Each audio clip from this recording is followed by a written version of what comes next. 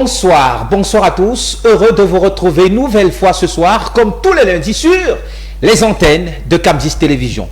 Du football, au menu ce soir, la colonne du sportif du Dia et Gazelle Football Academy de Garoua se sont séparés hier, dimanche, dos à dos, lors de la 17e journée du championnat national de football Elite One, à l'occasion du duel au sommet qui a donc opposé ces deux équipes, le leader à son dauphin Gazelle de Garoua. Score de la partie, un but partout. Retour sur ce choc dans ce programme, et puis nous allons également faire un focus sur cette équipe de Gazelle Football Academy de Garoua qui continue de séduire le public. Est-elle aujourd'hui l'équipe la plus complète de l'Elite One au Cameroun au regard de ses performances, mais surtout du jeu que cette équipe propose? Élément d'analyse avec nos experts qui sont déjà assis en plateau dans cette émission. Et puis enfin, dans la deuxième partie de notre émission ce soir, retour sur la 6e journée des éliminatoires de la Coupe du monde de football FIFA 2026. Le Cameroun qui s'est imposé 3 buts à 1 mardi dernier, c'était à Yaoundé, face à la Libye. C'était lors de la 6e journée de ces éliminatoires, comme je l'ai dit. Et le Cameroun qui a donc toute cette carte à main pour la qualification à ce mondial. Par contre, ce n'est pas la même chose pour le Nigeria dans le groupe C. Les Super Eagles sont dans une mauvaise position en ce moment. Ils sont 5e au classement, juste devant le Zimbabwe, l'équipe face à laquelle ils ont d'ailleurs fait nul lors de la 6e journée, 6e et dernière journée de ces éliminatoires, alors qu'il ne reste que 4 journées à disputer. Les Super Eagles du Nigeria sont dans une situation indélicate. Mesdames, messieurs, voilà pour le sommaire. Le développement, c'est juste après le jingle avec nos invités déjà en plateau.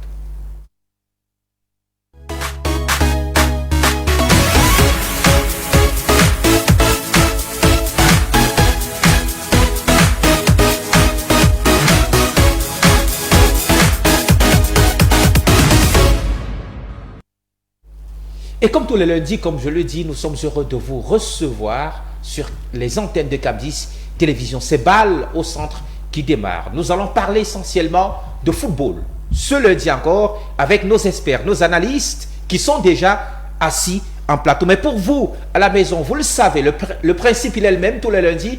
Vous pouvez nous laisser un commentaire sur notre page Facebook. Vous allez donc sur la page Facebook de Cap10 Télévision. Une préoccupation, vous laissez votre commentaire, votre question, votre préoccupation, et les analystes se chargeront d'apporter des éléments de réponse. Et puis, une petite précision. N'oubliez pas, dès lundi prochain, nous aurons le challenge des téléspectateurs. Le principe, il sera simple. Nous allons revenir là-dessus dans quelques instants. Ne quittez donc pas. Pour moi, il est le temps de vous présenter nos invités ce soir. Ils sont donc pour le moment 3 déjà en plateau. Notre entraîneur de football, on l'appelle généralement coach Tao. Il est donc avec nous, Guy Bertin Diepnang. Il est donc avec nous sur ce plateau. Tout comme notre confrère de la presse sportive spécialisée également, lui aussi dans le football, Armstrong Songny, qui lui aussi est déjà en plateau. Et puis, notre analyste aussi qui est pour la première fois sur le plateau de Ballosat, même s'il était habitué des plateaux de Cap10 Télévision, Christian Noël Cardiop. Merci, messieurs, à vous d'avoir répondu. Présent, messieurs. Bonsoir à vous. Bonsoir, coach. Bonsoir Eric, bonsoir aux co-discutants, bonsoir à vos milliers de téléspectateurs et surtout une très bonne fête à la communauté musulmane, n'est-ce pas, qui fête la fête de la Tabaski. Ça sied bien votre tenue aujourd'hui. Vous avez mangé quelque chose un peu avec pas encore, mais je pense qu'au sortir de ce studio, n'est-ce pas, je vais me diriger vers un endroit, n'est-ce pas, où on pourra un peu brouter du mouton. Oh là là, c'est une très très belle invitation. Merci coach Tao, merci pour cette invitation.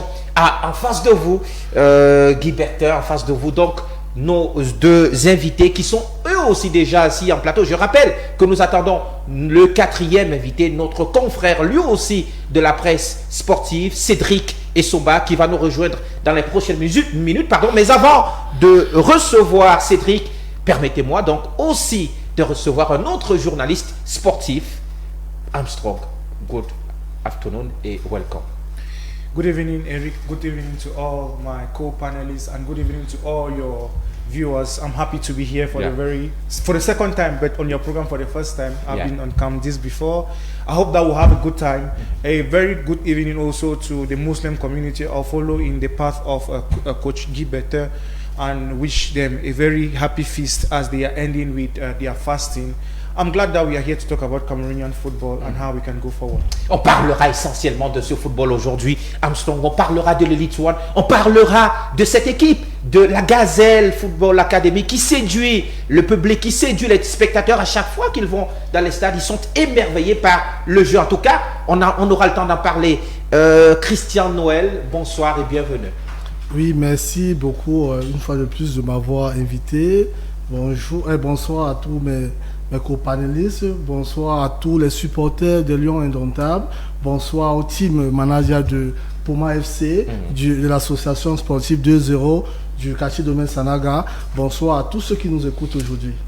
On est très heureux de vous avoir sur le plateau, même si tu es un habitué des plateaux de Cambis, mais c'est une première en football aujourd'hui.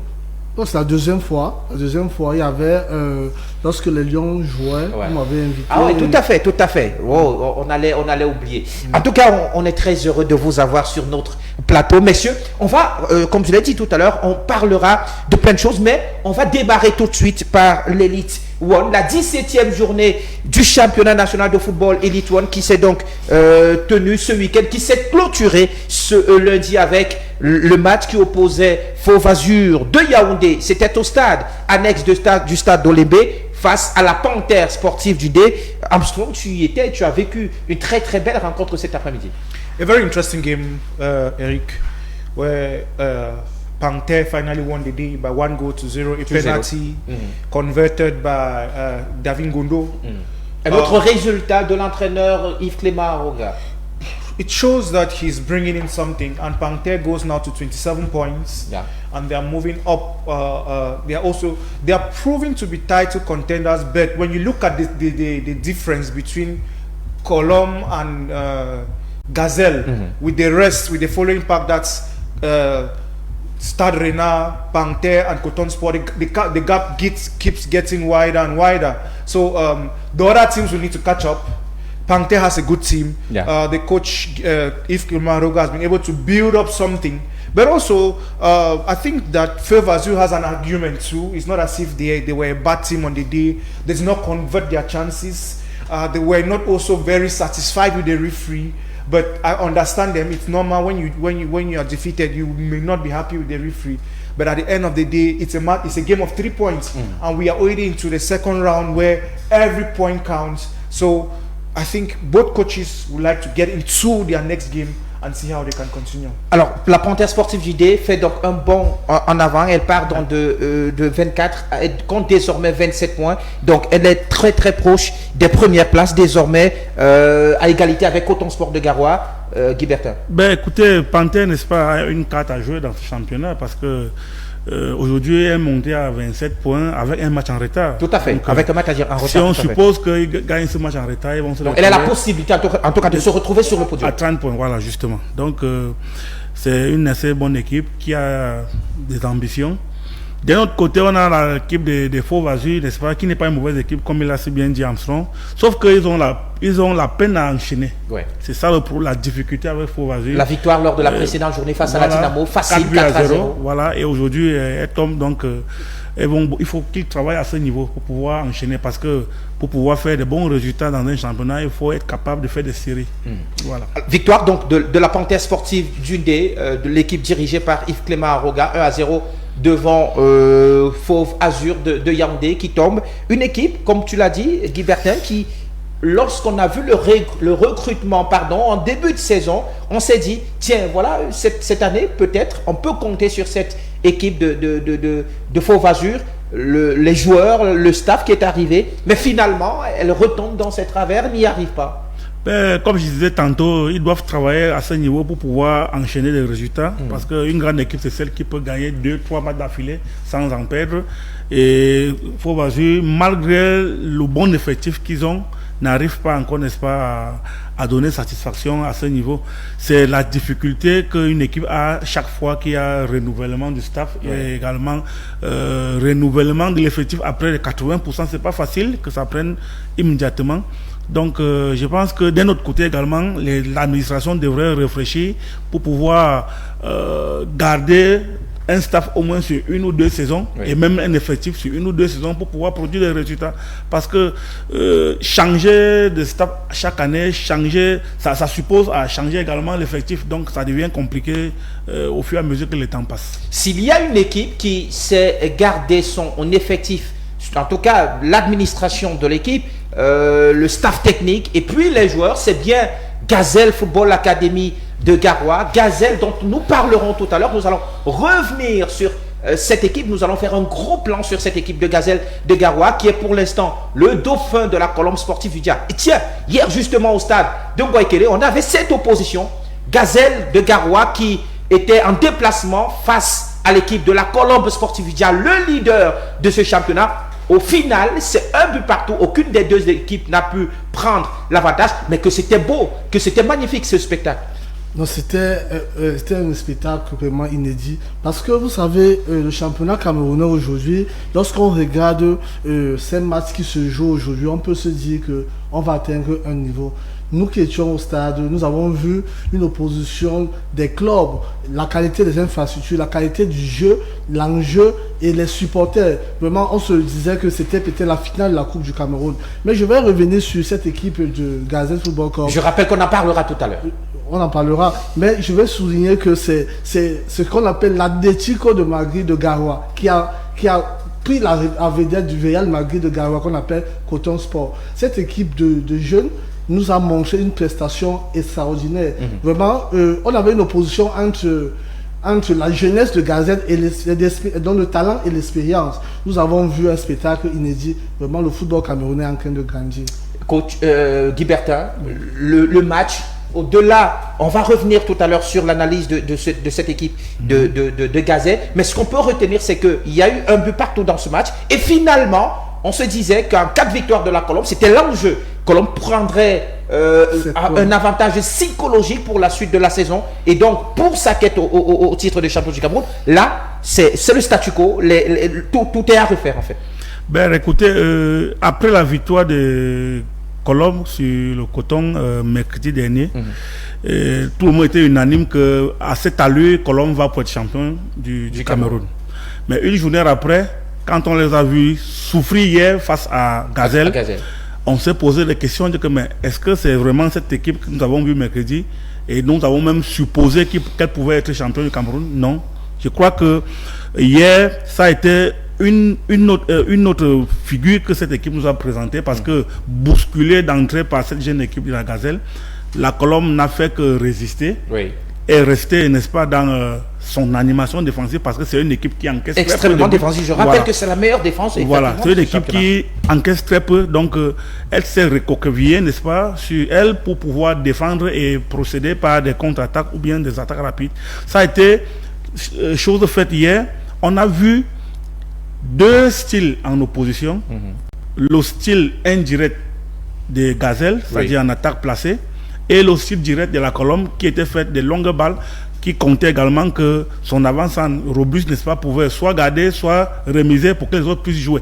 Alors que d'un autre côté, on avait donc cette Gazelle qui procédait par attaque placée et qui a, n'est-ce pas, suscité l'envie et le plaisir sur chaque spectateur hier au stade parce que on a tous compris que cette équipe n'a pas démérité la deuxième place qu'elle occupe parce qu'elle a prouvé qu'elle est capable, n'est-ce pas, et je voudrais justement avant qu'on arrive, n'est-ce pas, sur cette équipe de Gazelle, dire, n'est-ce pas, que l'entraîneur de cette équipe, en passant, Aliou Kada, qui a été un joueur dans mon équipe Ouragan de Yaoundé, c'est un garçon qui pense football, qui lit, et vous le voyez chez Tif, mais c'est un très grand tacticien. C'est vrai que son équipe est jeune et c'est plus facile pour lui, n'est-ce pas, de mallier un peu ses enfants entre eux.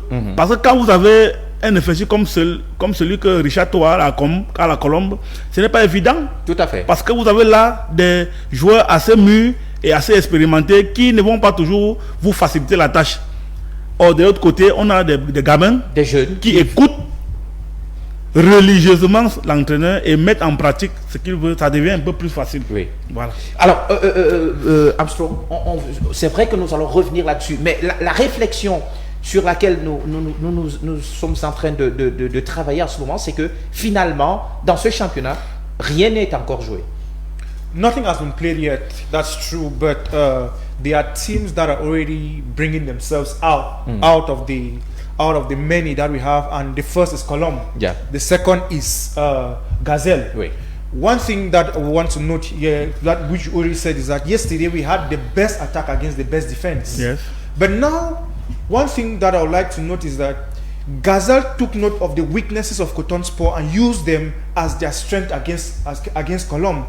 Against Cotonsport, you notice that the first 75 minutes, Colombe and Cotonsport were on the same level. Tout à fait. But once during the last 15 minutes, Cotonsport completely died and Colombe could actually move forward. That's why a player like Brice Sinju had about 4 chances, but he did not convert any. Tout à fait. So it shows that Gazelle conceded yesterday 16 minutes I think so, but after conceding, it was like a wake-up call. Tout à fait. C'est à ce moment-là they bounced back immediately. And there's something that I noticed that the coach of Gazelle said, and we are happy that we have his former coach here. He does something on the pitch. He's the only coach, I think he's the only coach so far I've seen who has a notebook. Yes. When the match is going on, he's noting down, which means that he takes note of every aspect that takes place on the pitch. One thing I noticed about Gazelle in yesterday's game is their zonal marking. The center forward does not just fall back. He falls back for a reason. The defenders do not just go forward, they go forward for a reason. The midfield, when you look at their various compartments, when they win the balls, they don't just play it out immediately. De toute façon, on reviendra sur cette animation tout à l'heure de la Gazelle. On essaiera d'analyser tous les compartiments, tout le système, la récupération, les phases de jeu de cette équipe de Gazelle. Et surtout, comme tu parlais tout à l'heure, Guy Bertin, de son entraîneur sur le banc de touche. Est-ce que finalement, ce ne sera pas lui la force de cette équipe? On en reviendra tout à l'heure. I would like to conclude by saying that a game like Gazelle against Colombe, a game like Cotonsport against Colombe, those are games that sell the league. Those are the games that tomorrow, if, for example, we want to have a broadcaster, when the broadcaster comes in, he will be sure that he will have the entertainment that he wants from a League One Championship. Alors, Christian, cette équipe, ce championnat, finalement, on a dit tout à l'heure, la Panthère Sportive du Dé qui arrive derrière, elle a la possibilité de remonter sur le podium, de se retrouver sur le podium en cas de victoire lors de son match en retard. Est-ce que finalement, si on se retrouve dans ce trio, Gazelle, Colombe, Panthère, est-ce que finalement le championnat ne va pas retrouver du sens? Le championnat n'est pas encore terminé. Vous savez que nous sommes à la 17e journée. Il reste encore 13 journées. Donc, 13 journées, ça fait 49 points. Donc, tout est encore possible. Nous ne pouvons pas parler du champion aujourd'hui.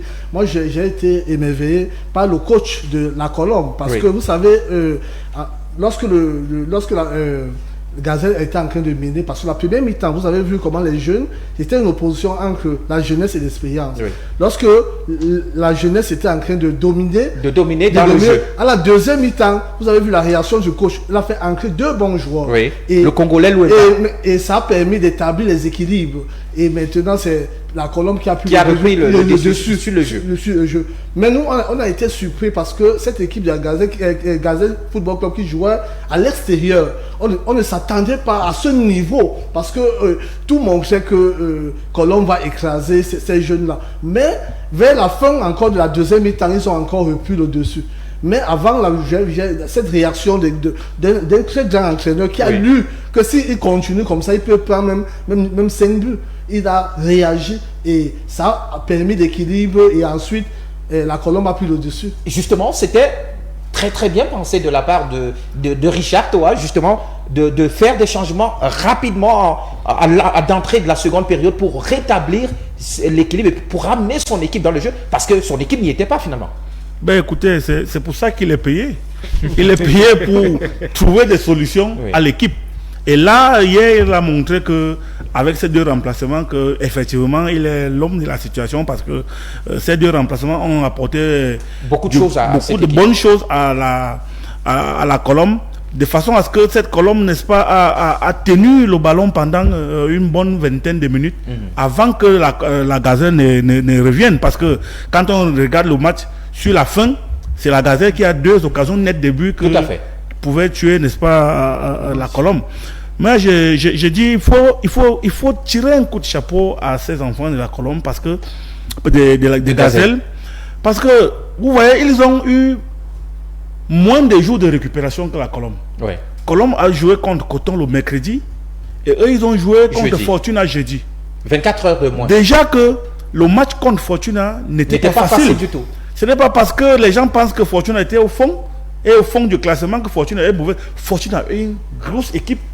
Gazelle a bavé pour gagner Fortuna.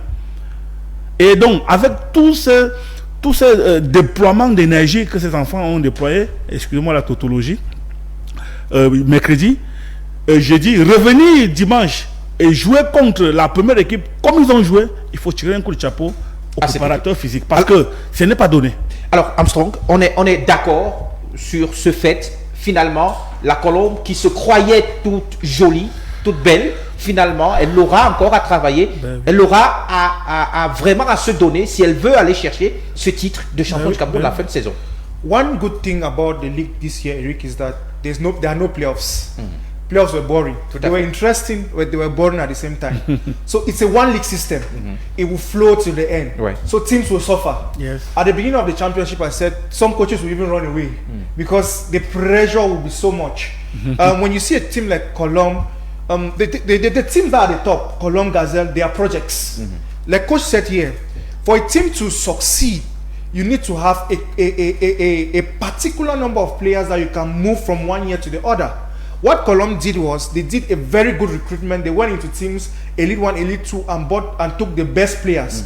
I don't think there's any club in our league at the moment that can have the attack force that Colombe has.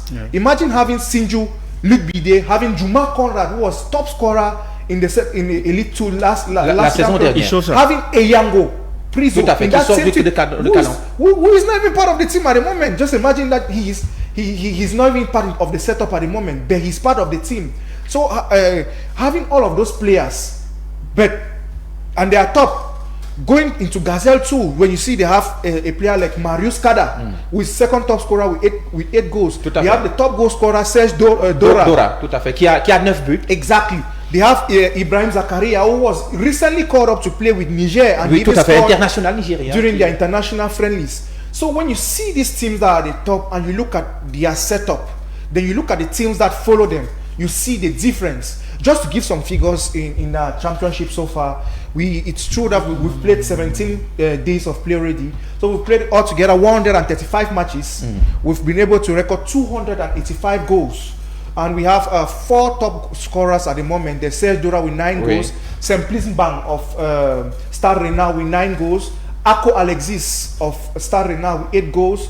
And Simplice Bang and Ako Alexis are responsible for 85% of the goals at Stade Rennais. Apart from them, if they are out of Stade Rennais may be relegated. Alors, messieurs, on va prendre rapidement à l'issue donc de votre analyse. Absolument, on va prendre rapidement d'abord le tableau des résultats et revenir ensuite sur le classement parce qu'on va s'intéresser aussi dans la deuxième partie de cette thématique de ce championnat Elite 1. On va s'intéresser aux équipes qui sont en bas de classement, qui sont au fond, notamment les équipes, le club de Douala qui sont dans une mauvaise période, qui traversent une très très mauvaise période. La Dynamo de Douala, l'Union Sportive, toujours de la ville de Douala. Messieurs, ces deux équipes sont actuellement dans une position vraiment très très compliquée. On va prendre rapidement, regardez messieurs le tableau. D'abord, les résultats de cette 17e journée, en rappelant que l'équipe de la Panthère Sportive du Ndé s'est imposée 1 but à 0 en clôture de cette 17e journée tout à l'heure. C'était ici à Yaoundé, au stade annexe du stade d'Olébé. Rapidement, messieurs, sur notre petit écran, on va prendre rapidement le tableau des résultats. Ensuite, on prendra le classement de cette 17e journée. On a là, voilà, merci pour ces résultats. Regardez, Fortuna qui s'impose 1-0 devant l'équipe de Coton Sport. C'était mercredi dernier. C'était hier, pardon. C'était hier. Merci. La Colombe qui a donc fait jouer Galolazi avec Gazelle 1 partout. Stade Renard de Melon qui s'impose 3-0 devant les Astres de Douala. L'équipe de Victoria United de Libé qui recommence à gagner, qui s'impose face à Canon de Yaoundé 2-0. Union Sportive qui s'incline une nouvelle fois face à Aigle Royal du Mungo 0 but contre 1. Défaite également de Bamboutos de Bouddha devant Young Sport Academy, s'il vous plaît, qui l'emporte 1-0 devant Bamboutos. Et puis l'équipe de PWD qui l'emporte également 2-1 devant l'équipe de la Dynamo de Douala. Au classement, messieurs, regardez le classement qui s'affiche également. Regardez, messieurs, le classement. La Colombe du Dia est donc en tête avec 38 points, suivi de Gazelle. 4 points seulement séparent les deux équipes. Stade Renard de Melon est juste derrière avec 28 points, suivi de Coton 27 points, à égalité désormais avec la Panthère. Si on fait rapidement, on actualise rapidement le classement. La Panthère va donc partir de la 8e à la 5e position, pardon, avec 27 points, à égalité avec Coton, mais surtout avec un match à moins. Au bas de classement, regardez les équipes qui nous intéressent en bas de classement désormais. On a donc AS Fortuna de Fou qui sort de la zone de relégation, qui est désormais 12e, Bamboutos de Bouddha, Union de Douala et la Dynamo Football Club de Douala. Messieurs, on va s'intéresser à ces deux équipes. Rapidement, on va s'intéresser à l'équipe de Dynamo et de l'Union Sportive de Douala. Messieurs, le constat, il est clair, ces deux équipes n'y arrivent plus, que ce soit Union de Douala, que ce soit la Dynamo, ces deux défaites d'affilée. On se souvient encore de cette défaite dont tu parlais tout à l'heure, 4-0 de la Dynamo battue par Faux-Vazur de Douala, une équipe devenue moribonde. Qu'est-ce qui peut justifier la mauvaise passe de ces deux équipes de la région du littoral de Douala qui risquent la relégation? Je pense que le mal, n'est-ce pas, doit provenir probablement de l'administration de cette équipe. Je pense qu'il y a des problèmes internes dans cette équipe et qui jaillissent, n'est-ce pas, sur les performances des joueurs. J'ai observé cette équipe jeudi à Olembe contre Faux-Vazur justement. C'était une équipe sans âme.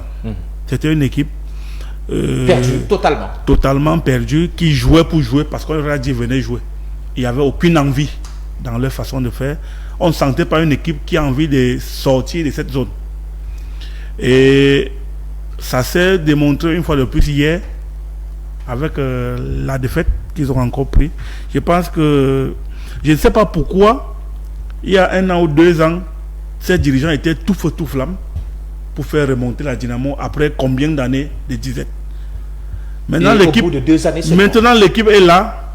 Voilà encore les problèmes internes qui s'installent et qui vont entraîner une fois de plus cette équipe vers la division inférieure. Ça sert donc à quoi? De se battre, de suer les injures par-ci, par-là, parce que on dit ils n'ont pas mérité leur montée, il y a eu ceci, il y a cela. Maintenant ils sont montés. Pourquoi ne donc pas se battre pour maintenir cette équipe, pour qu'elle puisse mettre du temps en première division? 2 ans après, elle est en train de battre les ailes. Et je pense que c'est une équipe qui est en train progressivement de prendre la tangente vers le bas. Il va falloir que les dirigeants se réveillent si elle veut vraiment sauver la Dynamo de Douala. En ce qui concerne l'Union, je pense également que là-bas, il y a un problème interne. La preuve, le président général vient de démissionner. Vient de démissionner, tout à fait. C'est vrai, il a dit santé, ceci, mais au fond, ça doit être des problèmes internes du club qui le poussent à jeter les points. Parce que M. Kemoye, que je connais, ne peut pas abandonner comme ça. Ça doit être un problème sous-jacent et donc, tout ça également va jouer sur les performances des joueurs. Heureusement que de ce côté, quand même, ils ont un vieux briscard qui est entraîneur. On espère que, n'est-ce pas, avec toute son expérience, il va pouvoir extirper cette équipe de la relégation d'ici la fin du championnat. Et Christian Noël, vous qui êtes à domicile, Dynamo de Douala, l'équipe du village, j'imagine beaucoup de tristesse quand vous voyez maintenant la position de cette équipe de la Dynamo et surtout le visage que cette équipe montre sur le terrain. Oui, ça fait couler les larmes. Si on regarde ce jeu de Ateba et ça fait peut-être 1 an ou 2 ans, où il y avait un jeune attaquant de la Dynamo qu'on appelait Ateba, où Dynamo piétinait même les grandes équipes. Nous avons vu la Dynamo et on s'est rendu compte qu'aujourd'hui, on a la Dynamo qu'on cherchait depuis les années. Mais on se rend compte que 1 an, 2 ans après, il faut une bonne politique sportive. Parce que quand vous venez de vendre les meilleurs joueurs, c'est ça qui est l'inconvénient des prestations sportives. Quand vous vendez un joueur, il faut toujours remplacer. Ce remplacement numérique, après la grande prestation de Dynamo, il y a cela. Il y a 1 an, il y a 2 saisons. Oui, 2 saisons. On n'a pas pu renouveler cette dynamique qui montait. Parce que vous savez que l'équipe, c'est quoi? Il y a les supporters, il y a les joueurs, il y a les encadreurs. Il faut toujours, à chaque fois, renouveler. Il faut une grande politique sportive.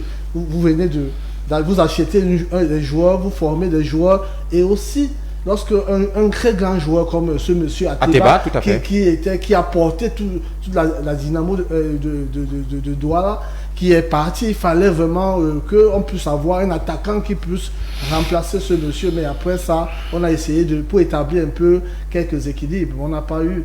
Mais je pense que le team manager actuellement va faire des efforts. Mais je m'interroge pourquoi c'est maintenant que le président de Union démissionne. Donc peut-être que c'est malheureux parce que le bateau ne laisse pas le bateau en cours. C'est une très grande équipe. L'Union de Douala, Dynamo de Douala, ce sont des équipes qu'on a vues étant petits et on aimerait que ces équipes restent. Mais comme le monde du football, c'est comme un perpétuel mouvement. Et un perpétuel mouvement, on ne pourrait pas savoir qu'une petite équipe, une jeune équipe pouvait jouer en deuxième lieu, que la grande équipe qu'on appelle Coton Sport va jouer le premier match à Garoua. Tout à fait. On ne pouvait, et que Gazelle joue les premiers rôles. Personne ne pouvait imaginer ou penser. C'est ça que j'ai appelé aujourd'hui Athletic Corbe de Garoua, qui a pris la vedette au Real malgré le club de Garoua qui est Coton Sport. On n'imaginait pas, mais les choses se renouvellent. Les nouvelles générations, les nouvelles orientations, les nouvelles équipes arrivent. On va toujours avoir envie d'avoir les grandes équipes, mais il faut qu'on ait une nouvelle dynamique. Je pense que ces 2 clubs, en 13 journées, tout est possible. Merci Armstrong. Avant d'accueillir notre confrère toujours de la presse sportive, Cédric Essomba, qui est avec nous. Je rappelle que tout à l'heure, nous parlerons du club de Gazelle Football Club de Garoua. Mais avant cela, on reste sur ces 2 clubs, la Dynamo et Lion de Douala, qui sont sur une mauvaise dynamique. Les 2 clubs sont sur le bord, sont sur la position de relégation.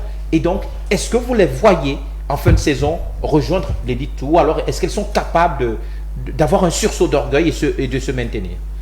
The bottom of the league is quite tight, and it has become even more tighter with Young Sport Academy winning 2 games in a row. Now they are just 1 point away from Dynamo and 2 points away from Union. Tout à fait. Both teams will need to wake up because Aigle has won 3 games in a row. They are already going up. Oui, ils sont montés. Tout à fait. Fortuna won yesterday against Coton Sport. Et ils sont sortis de cette zone. Are also going up. PWD is on a spiral of 3 wins too. They too are also going up. So it shows that if you are not winning while the others are winning, the gap keeps getting bigger. And that's why I said earlier that I'm happy that this year there are no playoffs. So we'll play the football. Tout à fait. et justement, pendant que tu as la parole, on peut nous envoyer à nouveau le classement pour revoir le nombre de points d'écart qui existent entre les équipes qui luttent pour la relégation. Regardez ce tableau, messieurs, s'il vous plaît. Regardez le tableau qui s'affiche sur votre petit écran. L'équipe de Bambuto Sport Club de Bouda, qui est en position, qui est le premier relégable, totalise aujourd'hui 17 points, suivi de la Dynamo, de l'équipe de l'Union de Douala qui en a 15, Dynamo qui en a 14. Donc 2 points entre ces équipes. Donc tout reste encore à jouer, mais quand on regarde le visage affiché par ces 2 clubs de Douala, notamment Dynamo et Union, on se pose des questions quand même. When you look at PWD of Bamenda in the 10th, they have 21 points, and that's 4 points difference with AS Fortuna, who are 12th, who have 17 points, the same as Bambutos of Buddha. It shows how tight it is, and that's why I was saying that they need Union of Douala and Dynamo will need to wake up fast. Even Bambutos will need to wake up fast, because if they don't wake up at some point, you will discover that PWD of Bamenda will be about 8 points or 9 points from them, and it will be difficult to close that gap. Remember that Young Sport Academy is also coming up strong. So just imagine that in the next round on March the 18th, Union and Dynamo both lose their games, and a Young Sport Academy wins. Young Sport Academy automatically goes up, and both teams come down, and it changes the dynamics of the league. So this season, every point counts, even if and most teams want to win their games, especially playing their home during their home games. So Dynamo and Union, the best. And I would like to say that these both teams, they have very good squads. Dynamo has a very good squad, from their defense to the attack. They have a very good squad. I just think, like Coach said, there should be an internal problem which is affecting even the players. So you may think that the problem ends only at the level of the administration, but when you come down, this problem at the administration equally affects the players. So the top administration should try to fix those problems and bring the players together. Je voudrais rebondir justement sur les propos de Armstrong pour dire que c'est vrai, les écarts sont resserrés. Parce que quand vous regardez la position des Pi, comme il dit, et des Bambutos, qui est première équipe relégable, c'est 4 points de différence. Tout à fait. Entre Bambutos, qui est première équipe relégable, et Young Sport, qui est en dernière position, il y a également 4 points de différence. C'est-à-dire 2 matchs. Nous en avons encore 13 à jouer. Nous ne faisons que tirer la sonnette d'alarme pour dire à ces équipes de bas de tableau que attention, si vous ne faites rien, cette équipe vont descendre. C'est la même chose pour Bambutos. Parce que Bambutos, c'est toujours des problèmes internes. Parce que comment une équipe comme Bambutos peut payer les joueurs et ne payer pas les autres, sous prétexte que c'est eux qui ont organisé une grève? Des arguments sans fondement. Sans fondement et sans preuve. Parce qu'on est venu vous dire que non, c'est tel qui a organisé la grève. Vous payez un groupe de joueurs et vous laissez un autre groupe de joueurs sans payer. Vous pensez que les joueurs là, et dans tout ça, ils utilisent ces joueurs qui n'ont pas encore reçu le salaire. Ils jouent. Vous pensez que celui-là pourra donner quel rendement au terrain quand il joue n'étant pas content? C'est pas possible. L'administration, une fois de plus, de ces équipes, ils doivent travailler pour trouver des mécanismes pour donner encore l'envie à ces joueurs des différentes équipes de donner le meilleur d'eux-mêmes pour pouvoir sauver les équipes. Cédric Essomba vient de nous rejoindre à l'instant. Quelques soucis sur le trafic. Merci Cédric de nous avoir rejoints sur ce plateau. On parle de l'Elite One, on parle surtout des équipes qui traversent une mauvaise période. Mais est-ce réellement une mauvaise période? On parle de la Dynamo de Douala, de l'Union Sportive de Douala, 2 équipes qui aujourd'hui semblent aller au bout de ce qu'elles ont. Est-ce un problème d'administration comme le relais Guibertin, Ndiebna ou Armstrong, ou alors c'est un problème, c'est un manque c'est un problème de recrutement qui leur a fait défaut, c'est-à-dire ne pas avoir réussi à permettre au club d'avoir des joueurs de qualité, notamment au même niveau que ceux qui sont partis, notamment à Teba qui était à la Dynamo. Déjà, je tiens à m'excuser pour le retard parce que je devais être là depuis, mais malheureusement, à cause des raisons qui ne dépendent pas de ma volonté, je n'ai pas pu être à l'heure. Déjà, je pense que le championnat camerounais et ces clubs que vous avez cités, c'est d'abord des clubs mythiques. On parle de la Dynamo, on parle de l'Union de Douala, c'est des clubs historiques dans le championnat camerounais et même au Cameroun. Mais maintenant, quelle est la politique que ces clubs utilisent actuellement?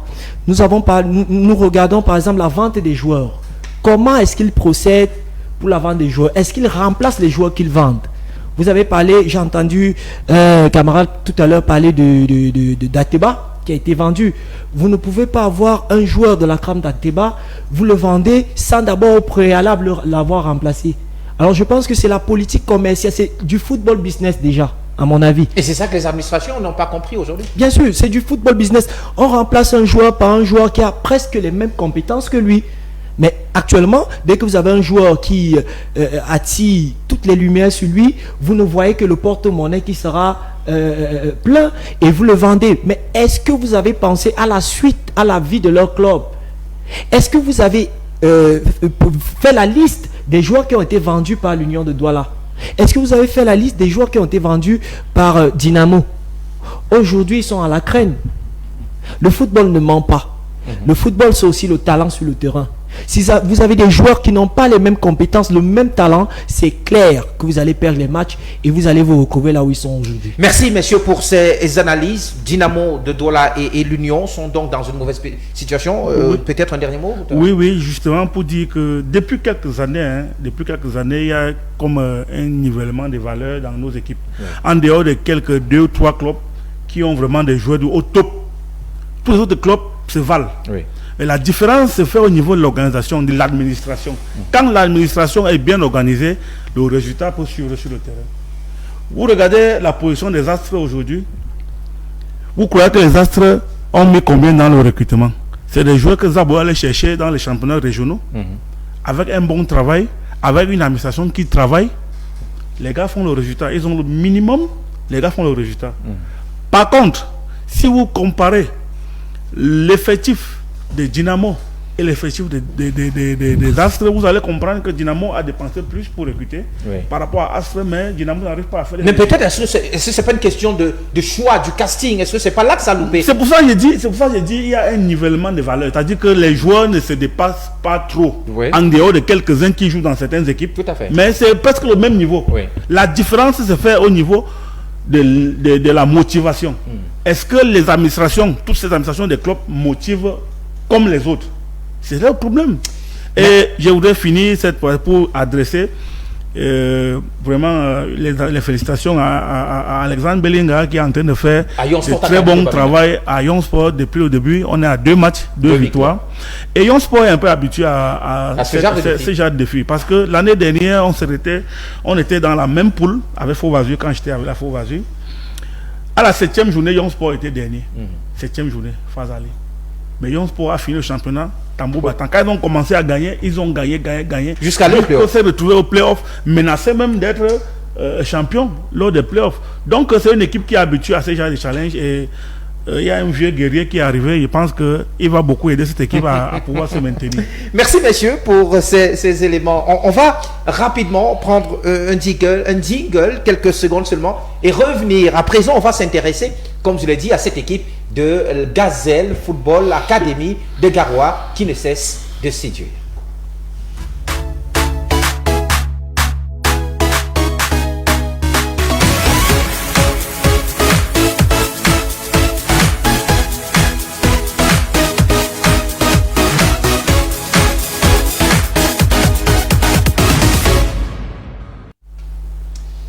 De retour sur notre plateau, toujours en compagnie de nos 4 invités, Cédric Essomba qui nous a rejoint, Christian Noël Kaldiop qui est également avec nous, Armstrong qui est lui aussi avec nous, Guibertin Diepnan lui aussi. Messieurs, ils sont sur le plateau. À présent, messieurs, on va s'intéresser à cette équipe de Gazelle Football Academy de Garoua. L'équipe est actuellement 2e au classement derrière la Colombe sportive du Diable. Mais c'est surtout une équipe qui, depuis le début de la saison, reste sur une dynamique exceptionnelle. L'équipe a déjà inscrit 34 buts depuis le début, soit les 17 matchs disputés, soit la meilleure attaque de ce championnat. C'est une équipe qui se distingue également par la constance au niveau du staff technique. Depuis 3 ou 4 saisons maintenant, l'entraîneur Aliou Kada est donc à la tête de cette jeune et belle équipe de Gazelle Football Academy de Garoua, Qu'est-ce qui nous a donc permis d'aller vers cette équipe? C'est que cette saison, elle monte en puissance, elle est beaucoup plus ambitieuse, elle veut gagner le championnat, mais ce qu'elle produit sur le terrain est alors magnifique.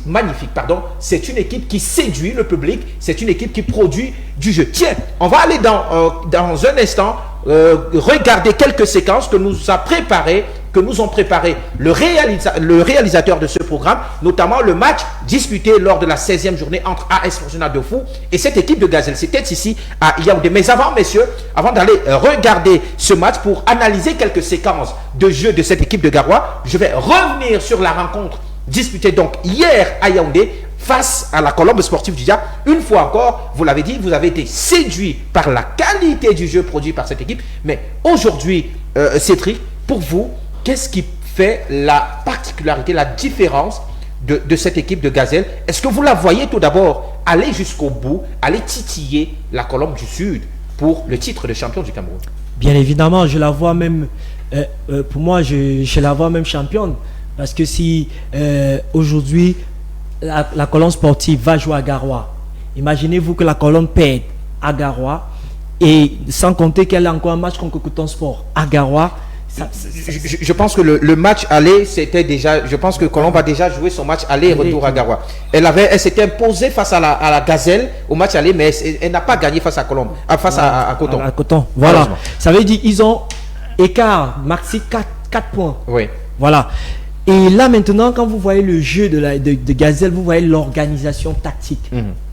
Ils sont très bien organisés, que ce soit tactiquement, que ce soit en interne. C'est une équipe qui travaille, c'est une équipe qui respire football. On n'entend pas beaucoup les histoires Esra. Et quand une équipe est tactiquement et bien organisée, même à l'intérieur, on ne voit que les résultats. Aujourd'hui, Gazelle produit un football alléchant. Si vous avez vu le match contre la Colombe, ça fait longtemps que je n'ai pas vu une réelle opposition toucher la Colombe. La Colombe marche souvent. J'ai vu Colombe contre Coton Sport de Garoua. J'ai eu mal au cœur parce que c'était pas Coton.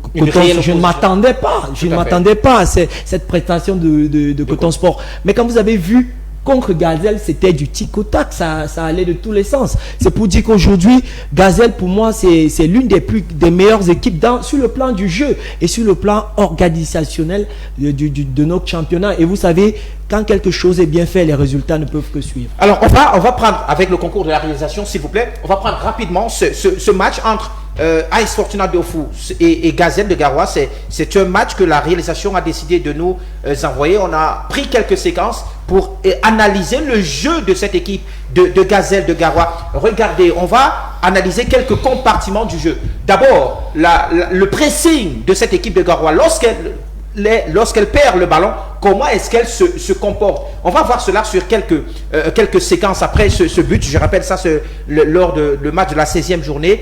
Victoire de cette équipe de Garoua, de Gazelle, 3-2. Regardez, lorsqu'elle est en position défensive, lorsqu'elle perd le ballon, regardez jusqu'où les joueurs se projettent. Regardez, ils sont 2 ou 3 qui viennent sur le porteur de ballon pour essayer de récupérer rapidement et très haut le ballon. Regardez sur cette position.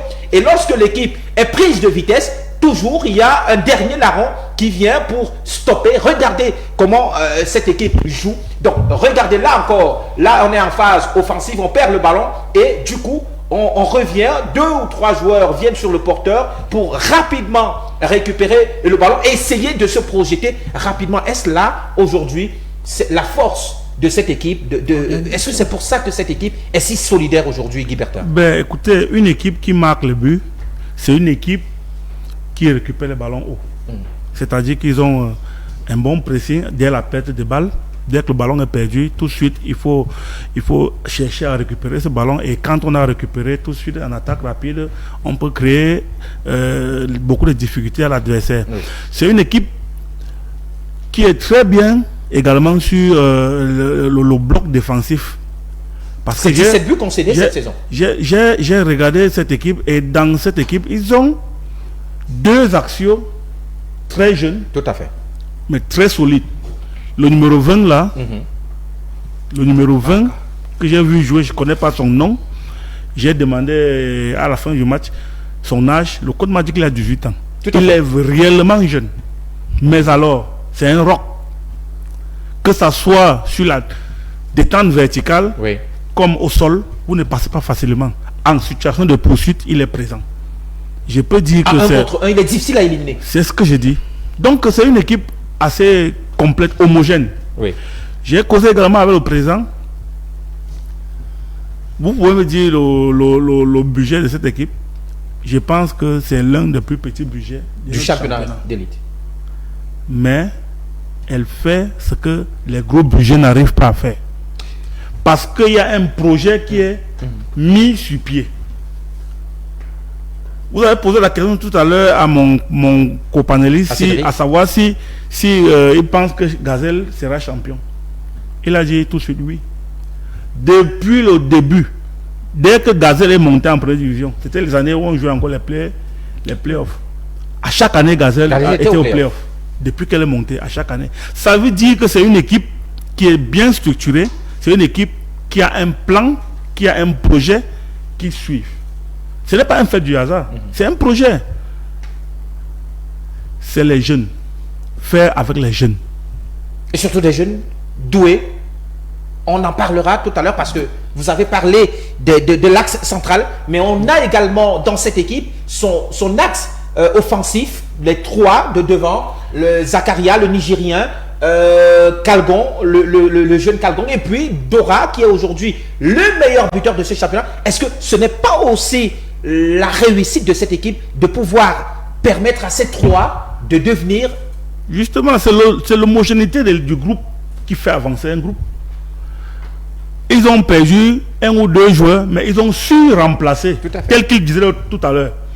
Il y a un enfant qui joue dans leur équipe là en 6 ou en défense centrale par moment, qui était à la Dynamo, qui ne jouait pas. Ils l'ont récupéré et c'est la pièce maîtresse. C'est aussi ça, un entraîneur. C'est-à-dire qu'avoir l'œil, savoir que voilà un joueur qui est là-bas qu'on n'utilise pas, qui peut m'aider. Il le prend, il le met en confiance et le gars explose. Oui. Alors, messieurs, on va écouter tout à l'heure le coach de cette équipe de Gazelle de Garoua, Liukada, qui, la question lui a été posée par rapport aux ambitions du club. Est-ce que Gazelle est capable, veut aller chercher ce championnat? Est-ce que Gazelle s'affirme enfin en tant que prétendant au titre de champion du Cameroun? On va l'écouter tout à l'heure. Mais avant, Armstrong, quand tu vois cette équipe, je voudrais que la réalisation remette le match, cette séquence entre AS Fortuna Dunfu et Gazelle de Garoua, qu'on reste sur cette image derrière mon écran, s'il vous plaît. Laissez cette image défiler derrière mon écran parce qu'à tout moment, on va revenir là-dessus. Mais Armstrong, quand vous regardez cette équipe aujourd'hui, est-ce qu'elle vous séduit? Ou alors, qu'est-ce qui vous séduit dans cette équipe? Gazelle, Coach already said it, Gazelle is a project. And for you to succeed in football, you succeed as a project. Oui. Gazelle qualified through the playoffs in 2022 when they won the Elite 2 Championship. And you could see the progress of the project and the replacement of each player that left at each point. When Babi, the goalkeeper, left, all of us. Alors, je voudrais qu'on cale sur cette image. On cale sur cette image, s'il vous plaît. À la réalisation, on met également cette image au petit écran. S'il vous plaît, on revient quelques secondes seulement. Je voudrais montrer cette séquence parce que là, on est en phase offensive. Regardez comment cette équipe amorce la phase, l'offensive, lorsqu'elle récupère le ballon dans sa moitié de terrain. Si la réalisation peut revenir, relancer, voilà, on peut jouer à nouveau. On peut jouer à nouveau. Regardez regardez comment l'équipe récupère le ballon et lance la contre-offensive alors que le ballon est récupéré dans sa moitié de terrain, dans sa surface de réparation. On est encore très loin. L'image va arriver tout à l'heure. Lorsque l'image va arriver, j'aimerais qu'on commente cette action. Je pense que c'est là. Je pense que cette action, là voilà, justement, c'est ici. Regardez. Qui récupère le ballon? C'est Kalgon, l'attaquant qui récupère le ballon. Regardez, il efface 2 joueurs, 3 joueurs. Donc, on a, à partir de là, il se retrouve devant la surface de réparation. Malheureusement, le défenseur de Fortuna intercepte le centre avant que l'attaquant ne vienne le repousser. Sinon, ça aurait fait but. J'ai voulu qu'on prenne cette séquence pour qu'on puisse l'analyser, pour voir comment cette équipe aujourd'hui fait pour devenir l'une des meilleures équipes de notre championnat. Like as I said before, each player respects each zone of the pitch, and they occupy. When they occupy these various zones, they try as much as possible to play with the ball. They don't just play long balls. You notice that when Gazelle has the ball, they don't just play long balls ahead.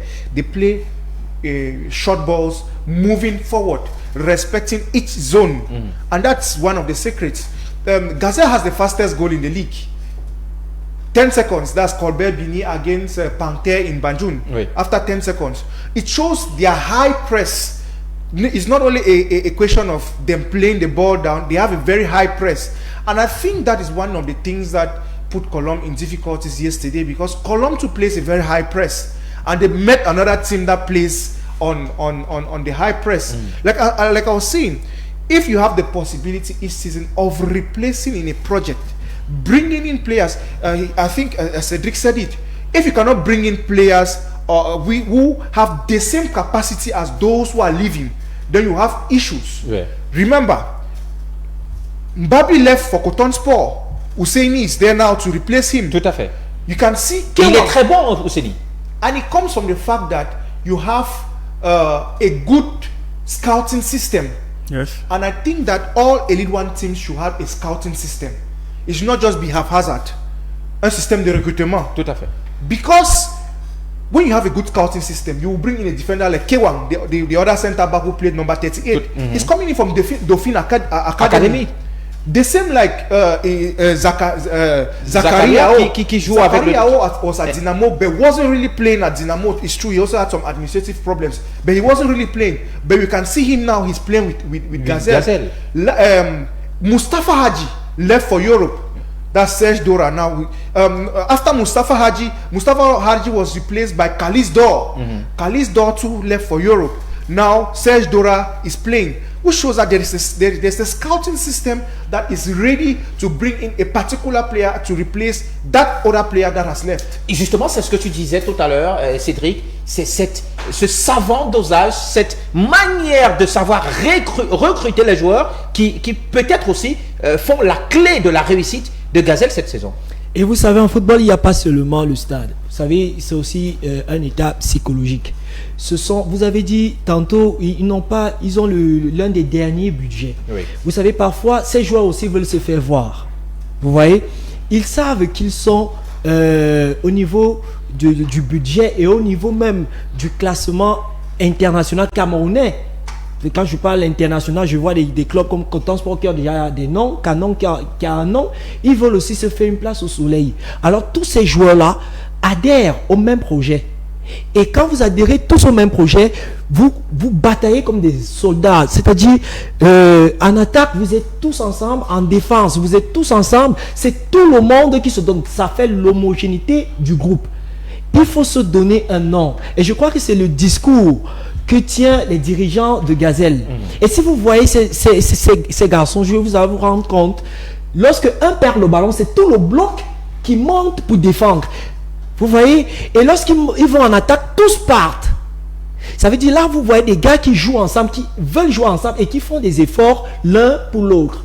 Du coup, on se rend compte que lorsqu'il n'y a pas encore de grandes stars, souvent il y a des équipes qui se donnent comme ça à fond.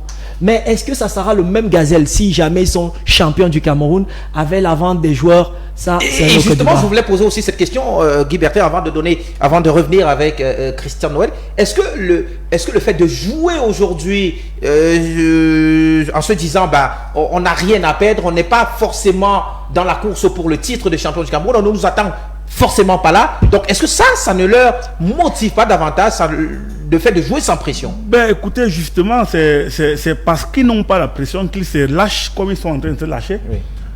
Et c'est normal parce que les mêmes joueurs, si vous les prenez maintenant et vous les mettez dans une équipe comme le Canon où il y a la pression, ça sera plus le même rendement. Oui. Donc il y a ça également qui les aide, qui milite pour eux, c'est-à-dire que le fait qu'ils jouent sans pression. La pression qu'un joueur peut avoir dans Gazelle n'est pas la même pression qu'un joueur peut avoir dans Colombe. Tout à fait. Ou bien dans Où il y a obligation de résultat. Voilà. Donc, il y a ça également qui milite en leur faveur pour qu'ils puissent faire des bons résultats. Mais retenez également, comme je l'ai dit tantôt, que pour eux, ce n'est pas absolument être champion du Cameroun. C'est faire comprendre aux gens que quelque part, il y a des gens qui travaillent. Et c'est ça là, ce que le président, lui, il a dans la tête. Oui, allons-y. Alors, on va écouter rapidement Aliou Kada, l'entraîneur de cette équipe de Gazelle. La question de la lutte pour le titre de champion du Cameroun lui a été posée. Écoutez la réponse d'Aliou Kada qui réagit au micro de Roberto Oma. Tous les matchs seront difficiles. Même l'AS Fortuna tout à l'heure a damé le pion à Cotonsport. Pratiquement toutes les équipes se valent. Un dernier qui vient battre le troisième. Et c'est sur les détails que le championnat va se jouer. Et celui qui va le mieux aborder les prochaines rencontres, parce que c'est pratiquement le sprint final. Il reste 13 journées et ça ne sera pas du tout évident. Et justement, c'est ce que nous disions tout à l'heure sur le plateau, Christian. Le championnat va encore être très très long, même s'il ne reste que 13 journées, mais ça va encore être très très long, surtout pour les équipes qui soit veulent le titre de champion, vont lutter pour le titre de champion, ou pour celles qui vont lutter pour ne pas descendre en deuxième division. Oui, le championnat est encore très long. Vous savez qu'en fin de championnat, les équipes qui luttent pour le maintien sont souvent très difficiles à battre que les équipes qui veulent être champions. Oui. Donc, je pense que toutes les équipes, comme le coach a si bien dit, toutes les équipes se valent et nous aurons un bon championnat. Moi, si je peux revenir, donner un mot pour Gazelle, oui. Je peux dire que pour cette année, je pense qu'il peut faire une très bonne prestation. Mais le maintien, toutes les équipes qui ont surpris, comme Montpellier, champion des femmes, comme Leicester en Angleterre, n'ont pas souvent la capacité, parce que le football est un business. Parce que les grandes équipes vont commencer à les recruter. Oui. Et ils vont goûter ce qu'on appelle le miel. Et ils auront ce que le coach a dit, la pression du résultat. Parce que les grandes équipes qui ont les moyens vont vouloir se procurer de ces très bons joueurs. Et maintenant, le club qui n'a pas les moyens n'aura pas la capacité de les maintenir. C'est là où on parle souvent de régénération du club. C'est là où le rôle du coach est là. La détection des joueurs et le message. Parce que dernièrement, on a vu ce qu'on appelle la grande cohésion. On a vu les attaquants qui touchaient qui jouaient les deux corners. Quand il y a corner au niveau du camp adverse, ils venaient, donc tout le monde mettait du sien. Et ils jouaient sans pression. J'ai vu les libéraux, ils jouaient une défense haute. On ne dégageait jamais. Je n'ai pas vu un dégagement. Ils jouaient vraiment sans pression, comme s'ils jouaient à la maison. On se posait même la question, qui joue à la maison entre les deux équipes? On était très surpris de cette prestation de ces jeunes joueurs. Alors messieurs, avant de sortir de là, je rappelle que Gazelle Football Academy de Garoua est deuxième au classement à 4 points du leader, la Colombe Sportive du Dia, mais que rien n'est encore joué. Le championnat, effectivement, risque de se jouer jusqu'à la fin. Gazelle qui a fait jeu égal hier dimanche face à cette équipe de la Colombe Sportive du Dia, un but partout. Un mot peut-être. Oui, Gazelle me rappelle également justement APGS. Oui. Dans les années 2013-2014, quand APGS est monté en première division, c'était une équipe qui jouait sans pression. À l'époque, j'étais encore entraîneur là-bas. Nous avons battu les grands. Et c'était à l'époque, une fois le championnat se jouait en pôle unique. Tout à fait. Cette saison, on est sorti 4e. Sortant de l'élite tout. La saison qui suivait, c'était presque la même chose. Ils sont allés comme ça, dans le jeu sans pression, jusqu'à gagner une Coupe du Cameroun sur le chemin. Donc c'est pour dire que Gazelle, c'est une équipe sans pression. Elle peut faire plus que ça. Elle peut se retrouver en train d'être deuxième, pourquoi pas champion, et pourquoi pas gagner même une Coupe du Cameroun. Merci messieurs, on va donc sortir de ce sujet. On va prendre une nouvelle fois le jingle et on revient pour cette fois parler des qualifications à la prochaine Coupe du Monde de football.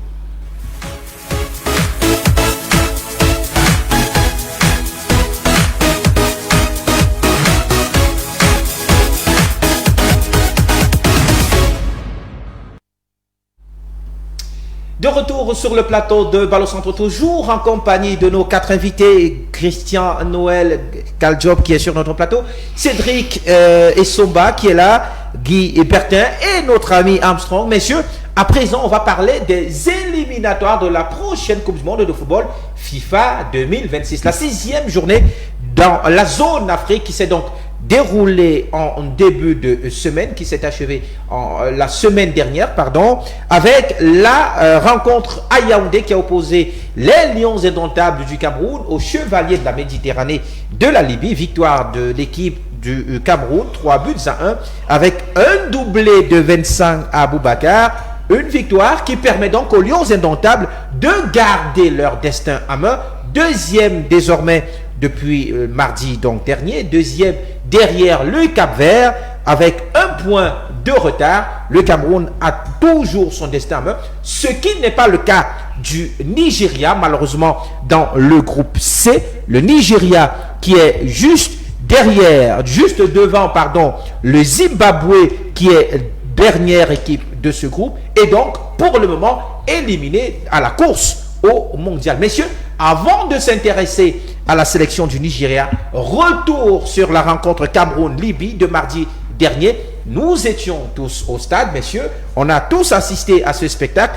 Et le Cameroun qui l'a donc remporté. Le Cameroun qui aujourd'hui a tout son destin en main, à condition d'aller s'imposer au Cap-Vert lors de la prochaine fenêtre. Ce sera au mois de septembre prochain. Mais avant d'y arriver, Cédric, Cameroun-Libye, comment avez-vous trouvé la rencontre? Les Lions indomptables du Cameroun.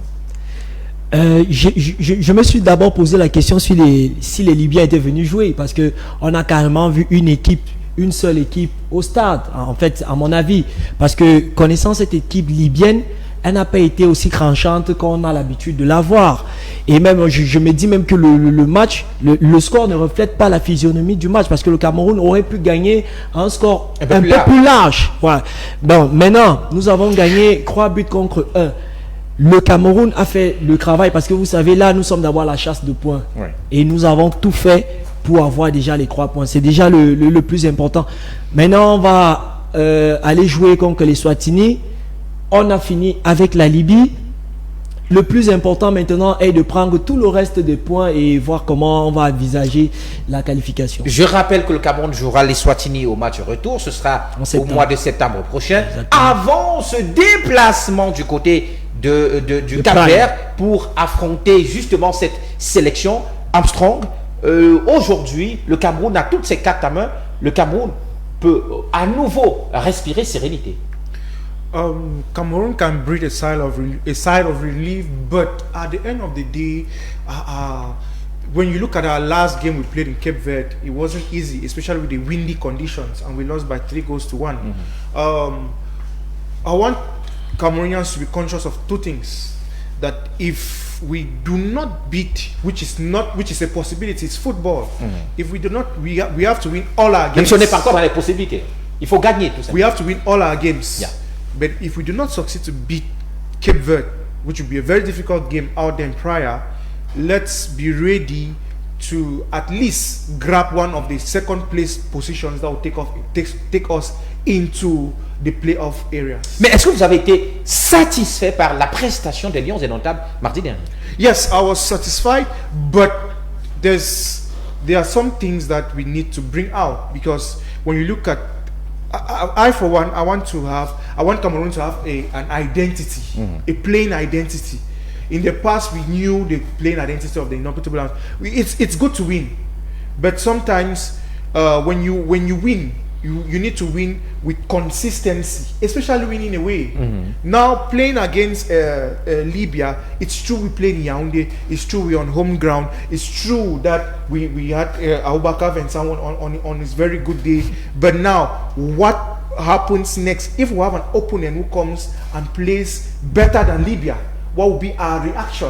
So I love the victory, but I love to see Cameroon actually establish a system of play that will be good for everybody. Et Christian, vous aussi, vous auriez aimé la manière accompagnée de la victoire plutôt que de la victoire simplement. Vous, ce match Cameroun-Libye? Moi, j'ai trouvé le contenu au niveau du jeu satisfaisant. Le score aussi, j'étais satisfait. Mais je m'inquiète aussi beaucoup plus sur nos prestations à l'extérieur, parce que si nous ne sommes pas capables de gagner à l'extérieur, c'est que nous ne sommes pas capables de nous qualifier pour la Coupe du Monde. Vous voyez, depuis que l'entraîneur est venu, nous avons un contenu de jeu qui s'est amélioré, mais notre incapacité de pouvoir gagner à l'extérieur nous met... C'est ça qui pose problème. C'est ça qui pose problème, parce que la CAN ne va pas se jouer au Cameroun, ni la Coupe du Monde si on se qualifie. Donc il faut qu'on apprenne à gagner à l'extérieur, parce que si on ne gagne pas à l'extérieur, c'est que nous ne sommes pas une équipe de football, c'est que nous appelons pas Lion indomptable du Cameroun. Guy Bertin, vous êtes d'accord avec la remarque de Christian Noël, le Cameroun qui n'arrive pas à gagner à l'extérieur depuis quelques journées? Pourtant, c'est là qu'il va falloir travailler lors des prochains rendez-vous. C'est un constat que tous les Camerounais ont fait, moi avec, et je pense que c'est dû à 2 raisons.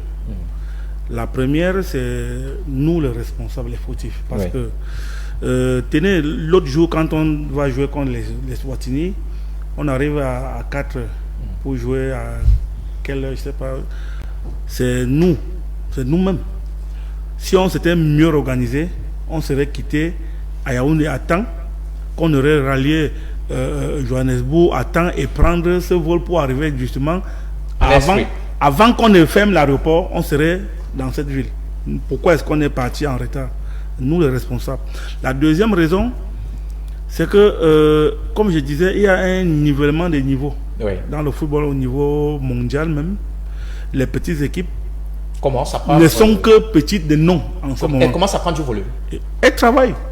Maintenant, les plus grands pensent qu'ils vont rester plus grands et restent dans leur fauteuil des grands sans travailler dans le fond. Mais en Europe, pourtant, on voit toujours l'Espagne, la France, l'Allemagne. Parce qu'ils sont restés dans le travail.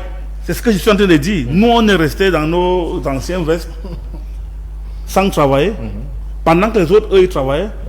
Mais la différence avec ceux que vous citez, c'est qu'eux, ils sont restés dans le travail et continuent à travailler tous les jours.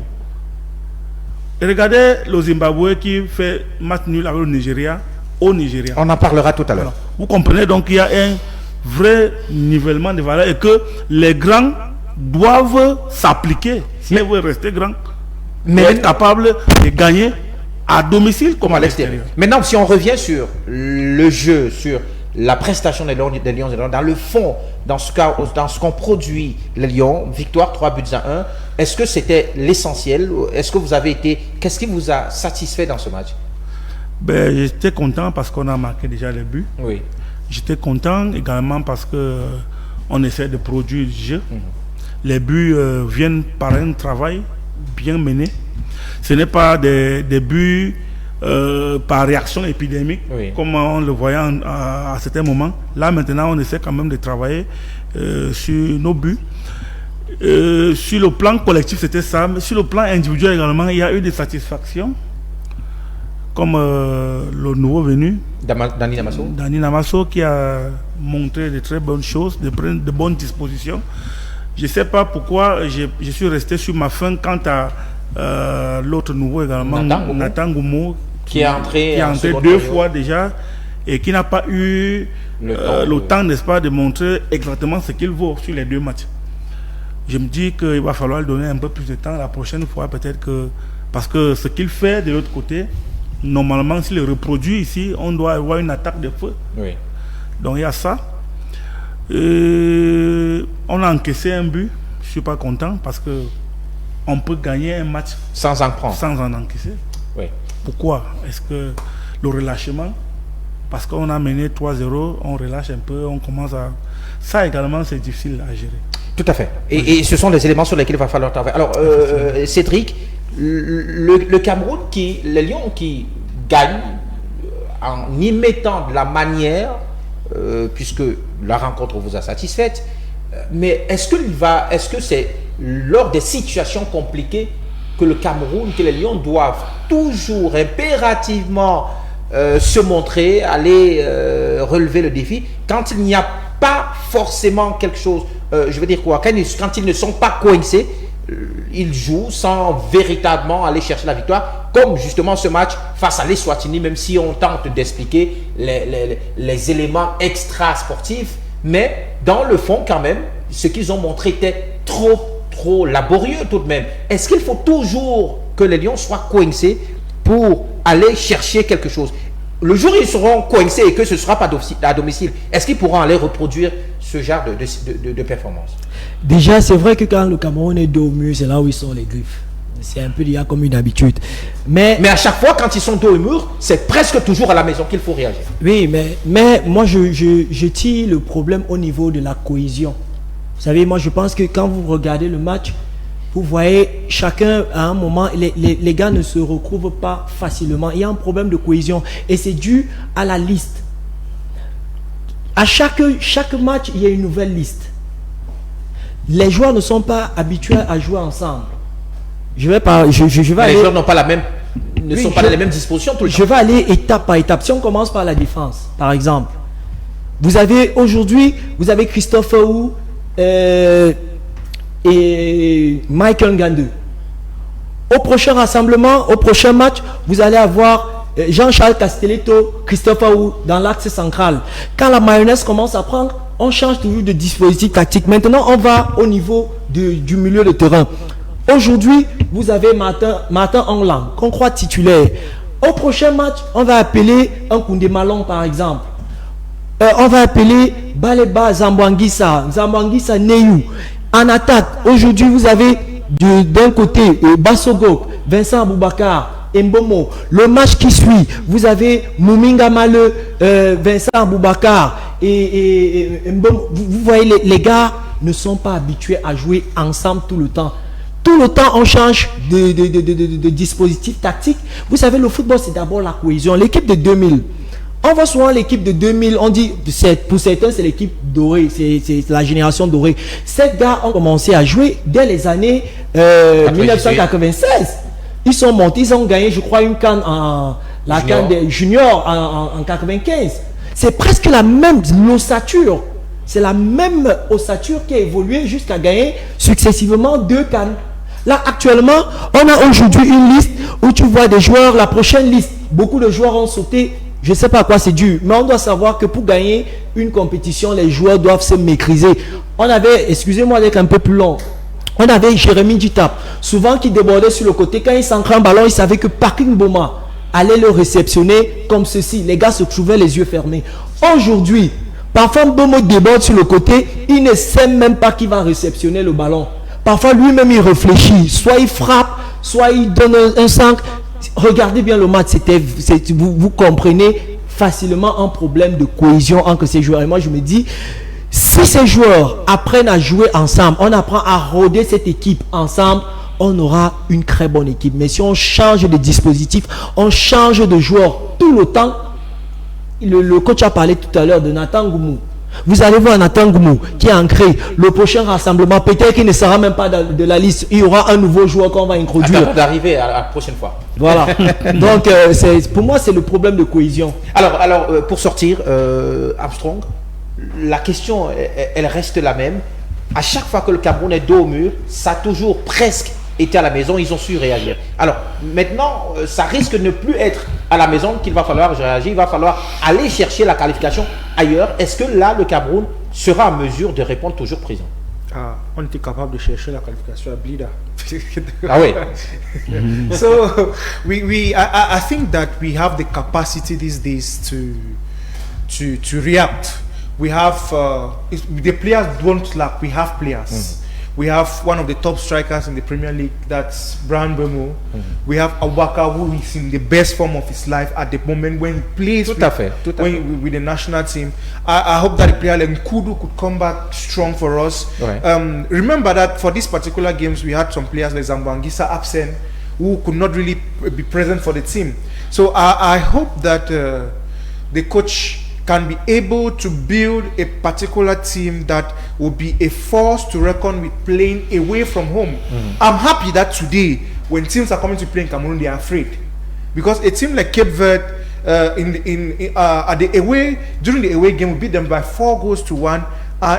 But before, we had difficulties against Cape Verde. So I'm happy that today, when they come to play in Cameroon, teams know that when they come to Cameroon, the first thing that they'll be defeated. But now, let us react away. Sometimes when we are needed most to react away, we do react.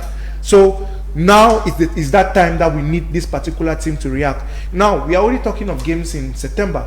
What happens to games in June? Because there will be an international window in June. Tout à fait. On aura une période. Il y a une période FIFA, mais on n'est pas sûr de jouer des matchs amicaux. So if there's a possibility, then now this is me talking. I'm just saying that if there's a possibility, they could call 1 or 2 international games for the coach to work out some few things and see, with those, especially with clear players he hasn't called before, but he wants to see them on the pitch. Tout à fait. Alors rapidement, on va s'intéresser, messieurs, au Nigeria, aux Super Eagles du Nigeria, qui sont malheureusement dans une mauvaise situation dans le groupe C, celui des qualifications pour le prochain mondial. On va peut-être demander à la réalisation de nous envoyer le classement dans le groupe du Nigeria, puisque regardez, messieurs, l'Afrique du Sud est en tête avec 13 points après 6 journées disputées. Regardez la position du Nigeria. Le Nigeria est à la 4e position avec seulement 7 points, messieurs. Et donc,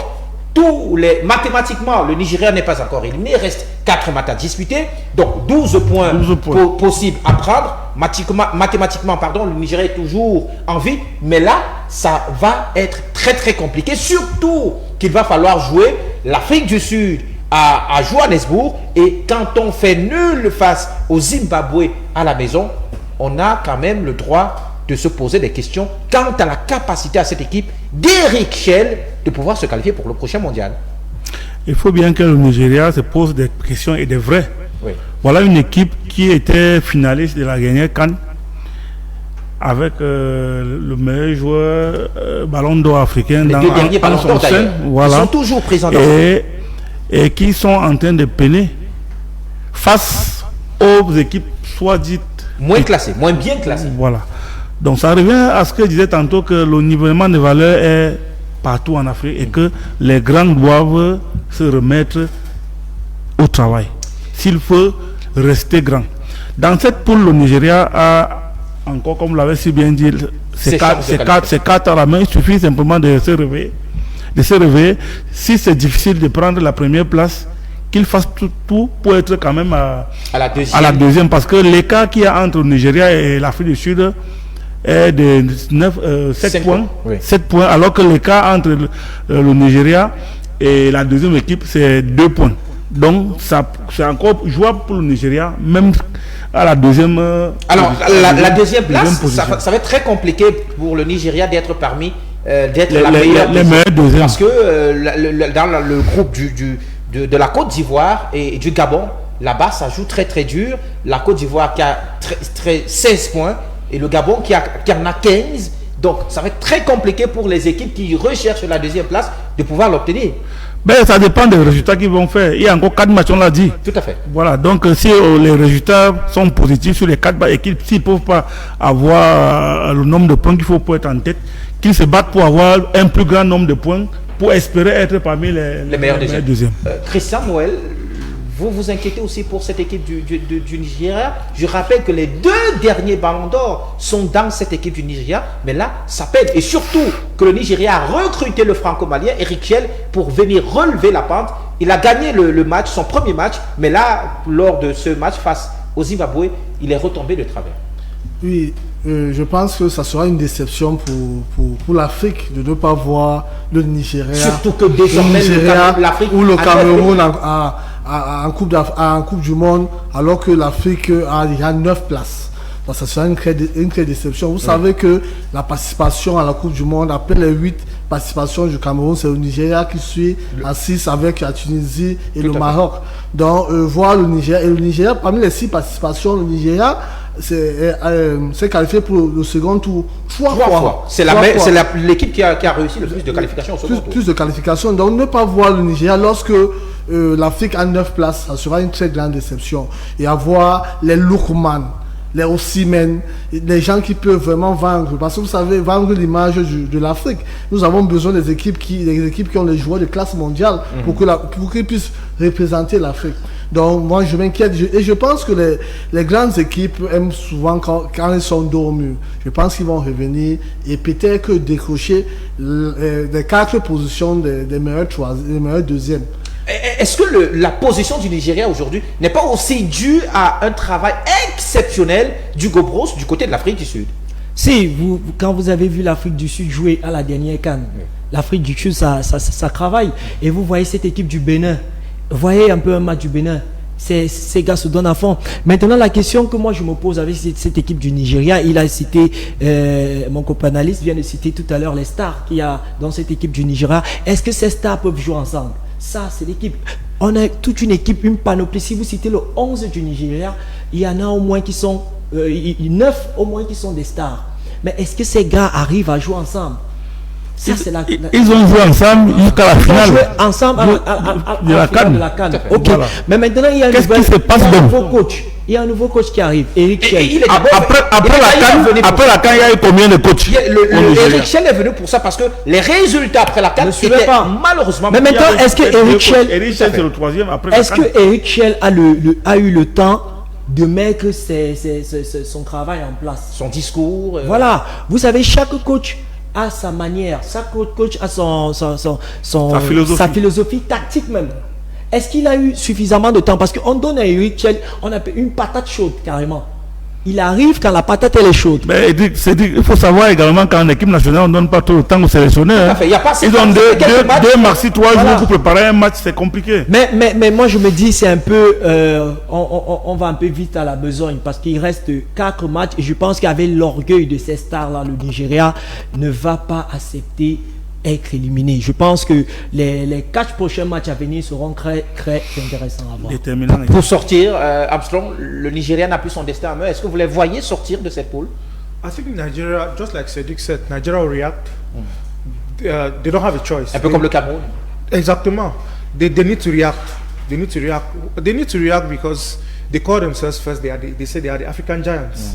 And as everyone has agreed here that they have a squad full of stars, and these stars need to play at the World Cup, because when you put the World Cup into your CV, not every player has the possibility of playing in the World Cup.